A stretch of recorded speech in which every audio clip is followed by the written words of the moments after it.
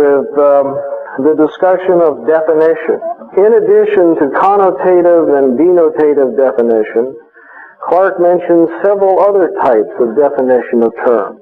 One that he mentions is stipulative definition. And in this sense, you cannot argue with the way a person uses a word. If a philosopher writes a book and he says, for example, that I'm going to use the word reason to mean sensation and sense experience, and that's a very common use of the word reason in the history of philosophy, you cannot quibble with that. The only thing that you can insist on is that in the book, the author stick to his definition and not use it in a different way halfway through the book.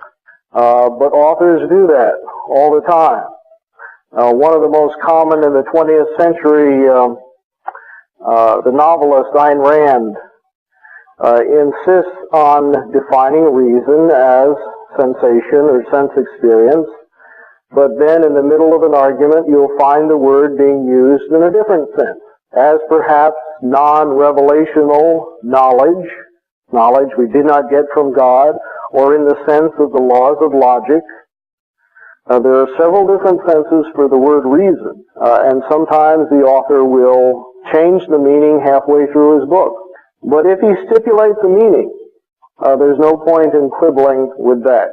Now, for you, those of you who have read Alice in Wonderland know about Humpty Dumpty, and he says that he's going to use words exactly as he intends to use them, no matter what they mean to other people. And he says the only issue is who's going to be master, himself or the words. Well, he's confusing, when he says that sort of thing, a stipulative definition with a common definition. And he's just going to confuse people by using words in peculiar senses. You can use the word dog to refer to a domestic domestic pet that meows, but when you use the word dog in that sense, you're simply going to confuse people. But you can stipulate that's how you're going to use it. People will think you're a bit odd, but if you use the word consistently that way, then of course you can't be accused of equivocation. If, however, you slip at times and start using it as other people do, then you can be accused of equivocation.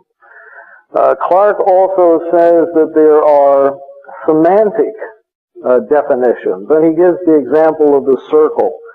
Let me see if I can find which page that's on, where the only difference in the two definitions are the words that are used in it. I don't know if it's in the text or in the workbook, but it's simply a matter of defining circle in two different ways.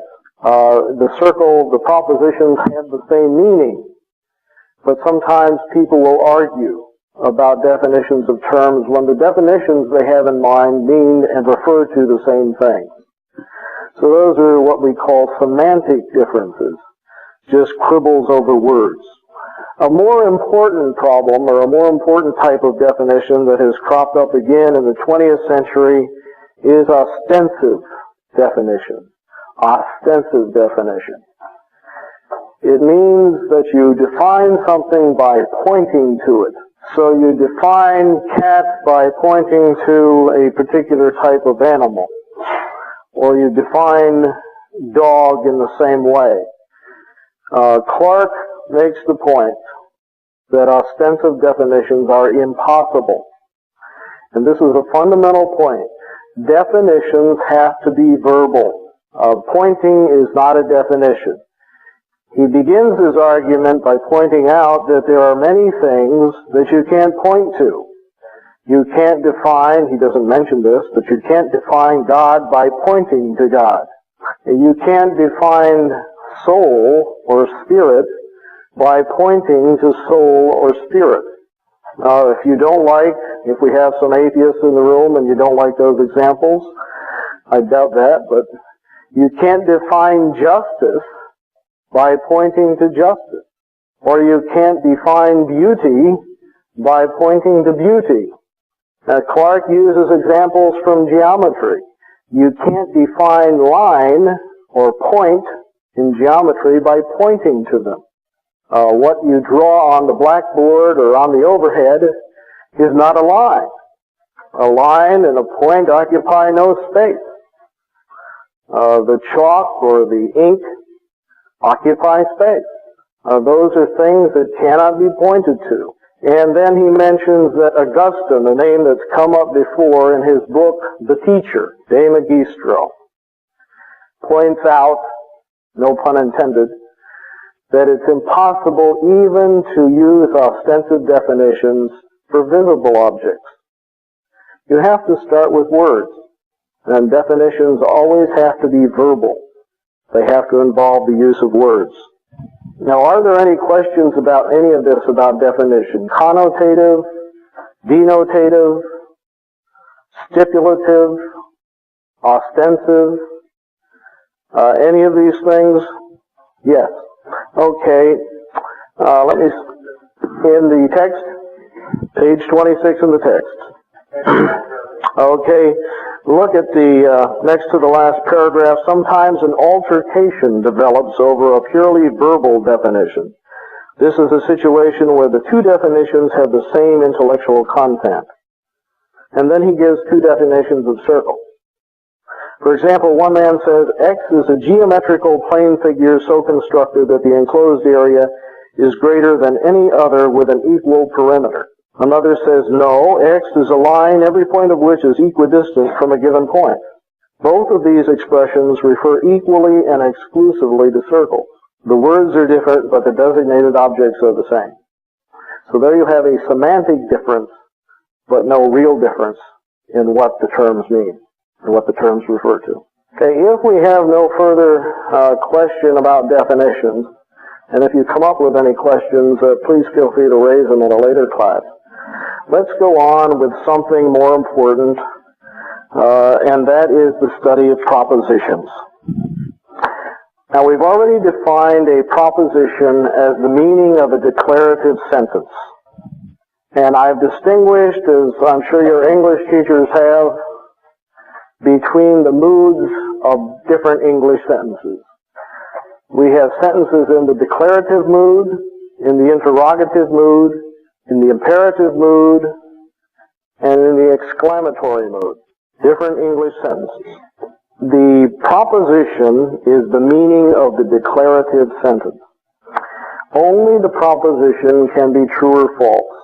Exclamations, wow, or holy smoke, are neither true nor false. Questions are not true or false. Their answers may be, but questions are not.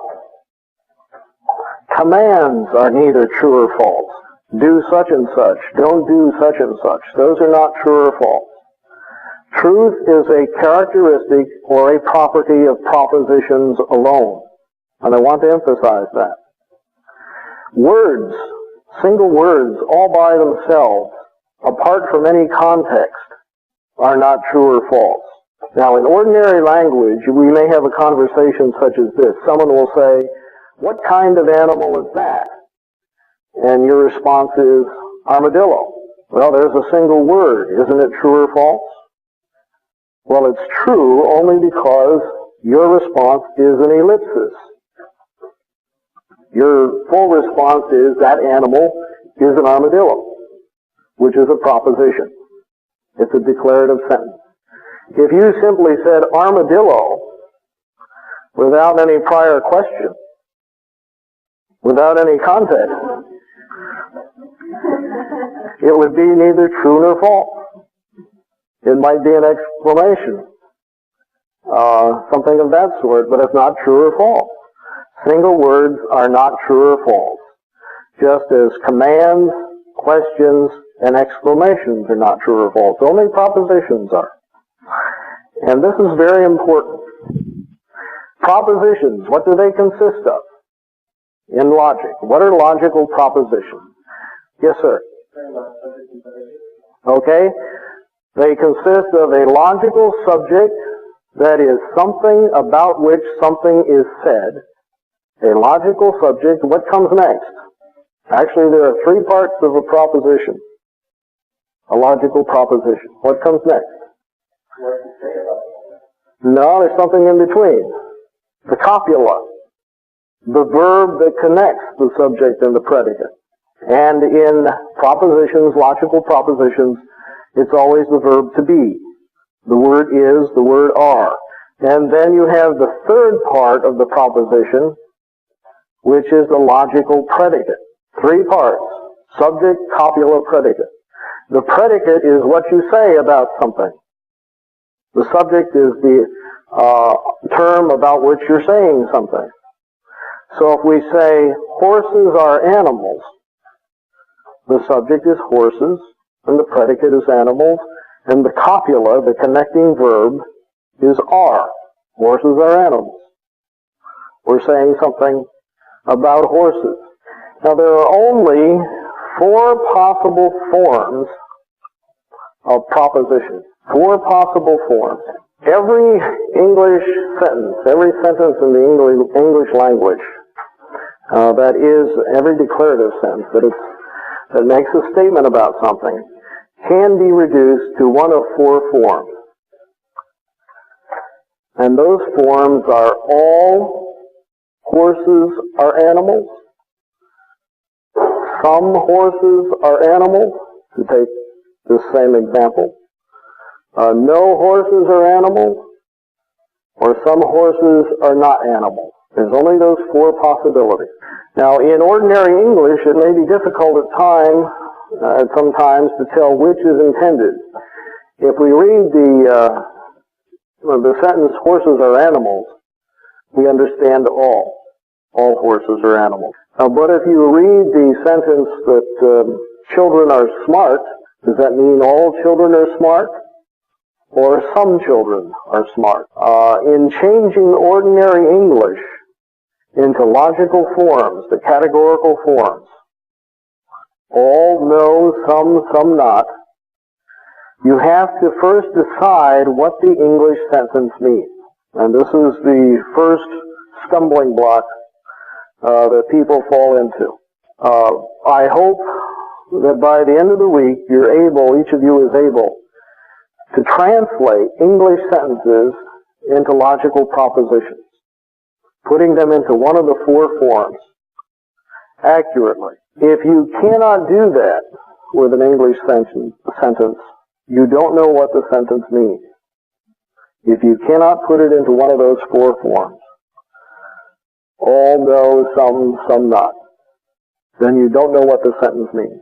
Now that's not impugning your intelligence. The sentence may be embedded in a text in which it's very difficult to tell exactly what the sentence means. Clark in the text gives some examples that are very difficult. Let's look at a couple of these. These four types or four forms of propositions. Okay, the first one is at the bottom of page 30. Bottom of page 30, next to the last paragraph, he gives the sentence first, all the trackmen run well.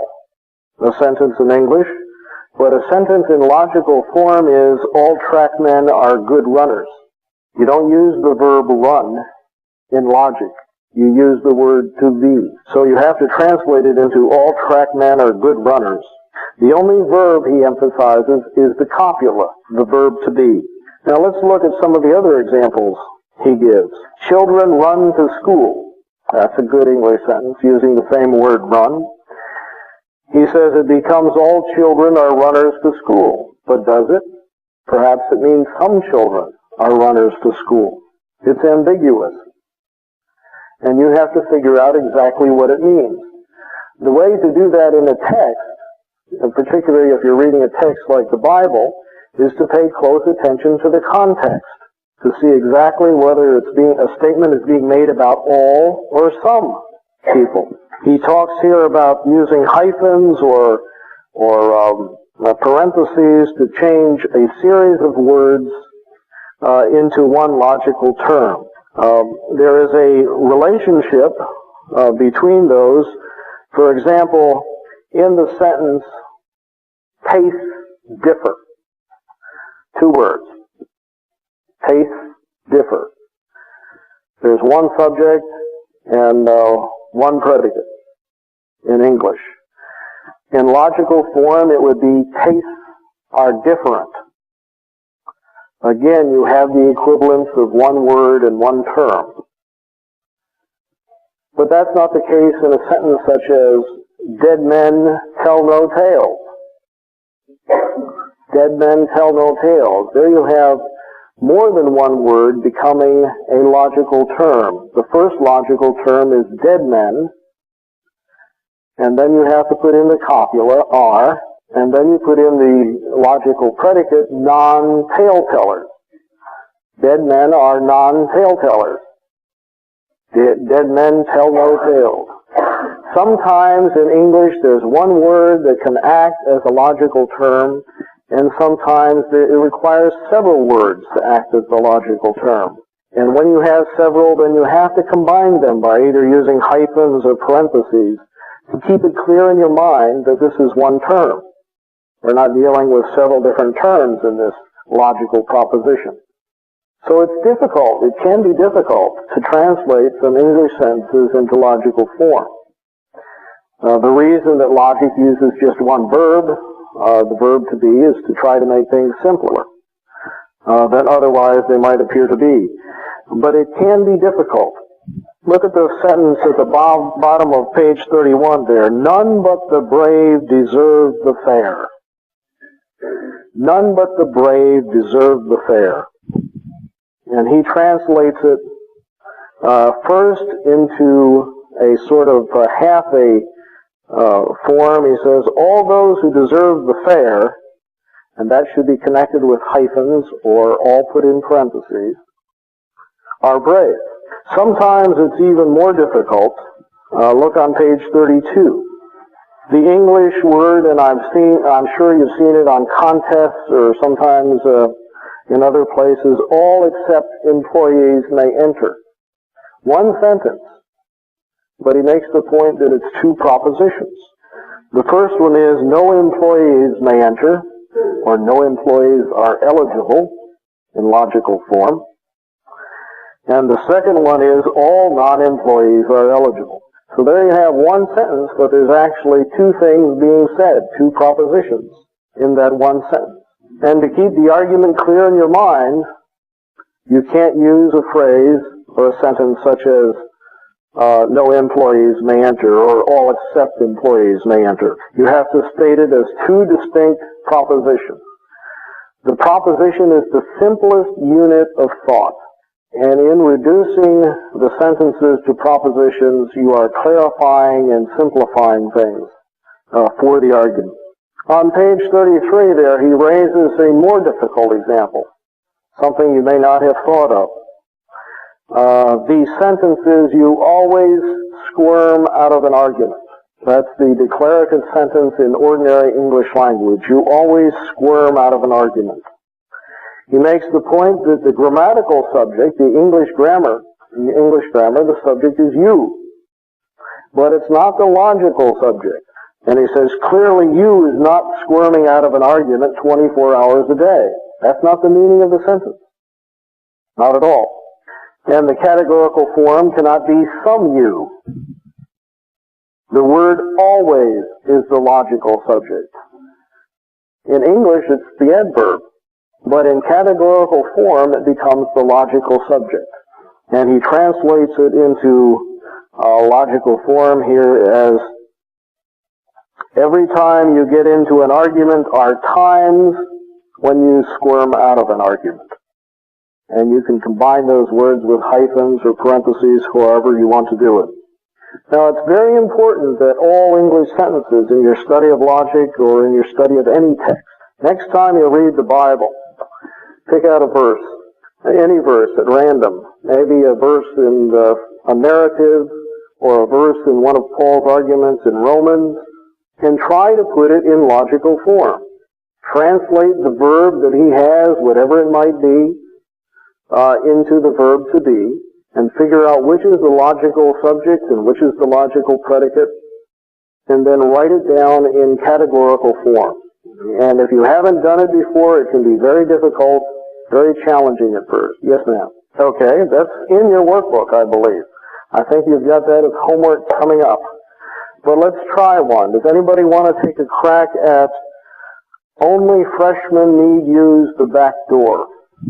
A question of that, I thought that sounded like a command to me, that they should use, not... No, it's not a command. It's a statement. Only freshmen need use the back door, yes. All freshmen are back door users. Is this a complex... No, that sounds funny, but this is one English sentence, but are we dealing with one logical proposition here, one categorical form? That's the first thing you ought to figure out. Or is this something like all except employees may enter? Yes. So you get the term only for specifying saying freshmen can use the back door and saying anybody who isn't a freshman cannot use the back door. So it's saying two things. Well, let's think about that a moment. Is that what it's saying? Is it saying, well, it is confusing, and it's confusing because we've never thought about translating it before. Is it saying that all freshmen, how did you put it again, Jeremy? It's got only at the front of it, which is kind of like except in the first sentence, so it's saying that freshmen can use the back door, and it's also saying that anybody who isn't a freshman can't use the back door, it's saying only freshmen, so that anybody who isn't a freshman can't use it. Okay, how would you put that into a categorical form using the verb to be? Well, I'm saying it's two things. I'm saying... Oh, yes. How would you use the verb to be, though, in those two things?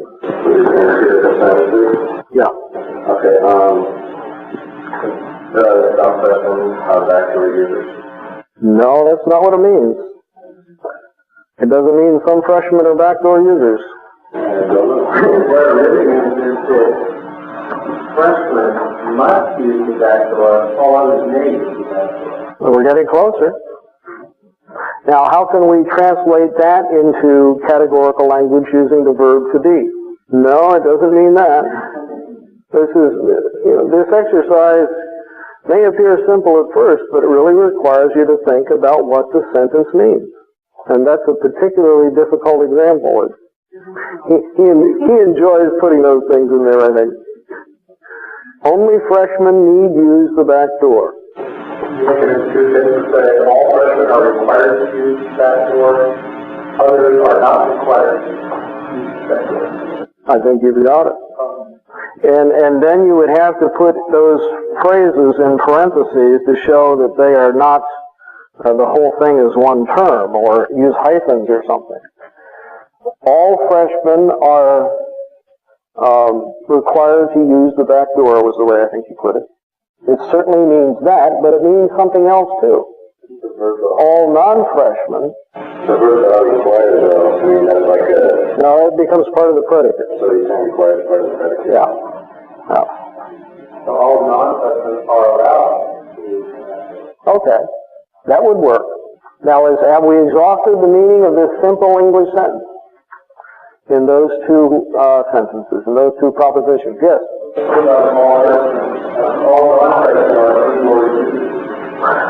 All non-freshmen are any door users. That would work. That would work. That's right. That would work. That would work. All non-freshmen are any door users. That would express half of the meaning of the English sentence. This is a little bit more difficult than it may first appear. What is the second one there? I was trying to find it here. The poor always ye have with you. What is the logical subject? Now, I gave an example in the text of a sentence with the word always in it. The sentence doesn't mean that to stick with his example, the poor are with you 24 hours a day. The logical subject again is always. All the times that someone is with you are times that the poor are with you. That's the meaning of the phrase, the poor always ye have with you, or the sentence, the poor always ye have with you. All the times someone is with you are times the poor are with you. And again, the subject, the logical subject, is all the time someone is with you. Then the copula are, and then the logical predicate is times that the poor are with you. And you can hyphenate or put those words in parentheses. Keep it clear in your mind that the whole thing is the logical subject, or the logical predicate, the logical term, rather than one word within it. That's important to keep that in mind. There's a third one there. Except the Lord build the house, they labor in vain who build it. Except the Lord build the house, they labor in vain who build it. Okay, that would be half of it. That would be acceptable. It's a bit cumbersome, but it would be acceptable. All the times the Lord does not build the house, all of which is hyphenated, or if you're German, you can all run it in together as one word, are the copula, and then you have the long predicate. And again, hyphenated or put it in parentheses. What about the other times? Notice the word except. You've translated, as it were, the last half of the English sentence. They labor in vain who build it. Now you have to translate the except half of the sentence. And how do you do that? How do you translate that into logical form? Go ahead, Jeremy. Very good. That's a little long, but it's fine. All the times the Lord builds the house are times when the house is not built in vain. That's the other half of the meaning of this simple English sentence. And sometimes we overlook the fact that there might be two propositions embedded in a simple sentence like this. Sometimes there are giveaways, and Clark has sort of hinted at that with words like except, or only, or none but. Those don't always mean there are two propositions there, but you should zero in on those things and think about it long and hard when you're translating those sentences into categorical form. I'm sorry? All the times that the Lord built the house are the times When the house is not built in vain. Okay. This lawyer Clark does say that we can put them in correct, though awkward. And the better you get at it, the less awkward the sentences or the forms will become. You'll see ways of shortening them, making them more clear. But the one thing you don't want to do is leave something out. If we were to translate that sentence, except the Lord build the house, they labor in vain who build it, as simply meaning for those houses the Lord doesn't build, it's in vain, that's only half of the meaning. It's that word except there that you have to include in your translation into categorical form. And then you have the full meaning of this short sentence, when you understand that there are actually two propositions embedded in it. And it will become very clear. At first it won't be. At first it'll be difficult and perhaps confusing to you. But with practice, and we don't have much time in a week to practice, but with practice, you'll find that it will help you in your reading and your understanding of Scripture to translate a verse or a sentence. You don't have to do a whole chapter. Start out small and translate one or two into categorical form and make sure you have expressed the complete meaning of the sentence in that form. Proverbs is a good book to work with. It really is. Are there any questions about the categorical forms? We've learned that propositions are the simplest unit of thought. Only propositions are true or false. Propositions consist of three things: the subject, the copula, and the predicate. The subject is the thing about which you're saying something. The predicate is what you're saying about it. And the verb to be, is the only verb used as the copula, and it connects the subject and the predicate. We've learned that there are only 4 different types or forms of possible declarative sentences: all, no, some, and some not. Every declarative sentence in the English language can be translated into one of those forms. In fact, it must be if you're going to understand it properly. You have to know how it's modified, whether it's modified by all, no, some, or some not. Another thing I should mention before we leave is that the word some, S-O-M-E, in logic, may mean one, it may mean a few, or it may mean many. It may not mean no, and it may not mean all, but it may mean any number in between. So when we talk about some things happening, or some horses are animals, we may mean one horse, two horses, or many horses, or most horses. We can't mean all or no, but it does not mean, as you might think it means from ordinary English, a few rather than many. It may mean many. So it's important to remember that as well, the meaning of some. Are there any questions about this? If you'll go ahead and do your reading for tomorrow then, and the reading and the homework, let me see. You should read chapters 4 and 5 in the logic text. And the handouts, there's a handout called Classical Apologetics, one on the cosmological argument, which is an argument for the existence of God, and one called Marstonian Mysticism. And as far as your homework goes, in the workbook, do pages 19 through 26, and tests on pages 107 and 108. Oh, you didn't? Is the Classical Apologetics not there? No. Okay. Well, forget that one then. Cross that one off if you've got a list with it on. Any questions then about categorical forms or propositions? Well, if not, thank you, and hope to see you in about an hour.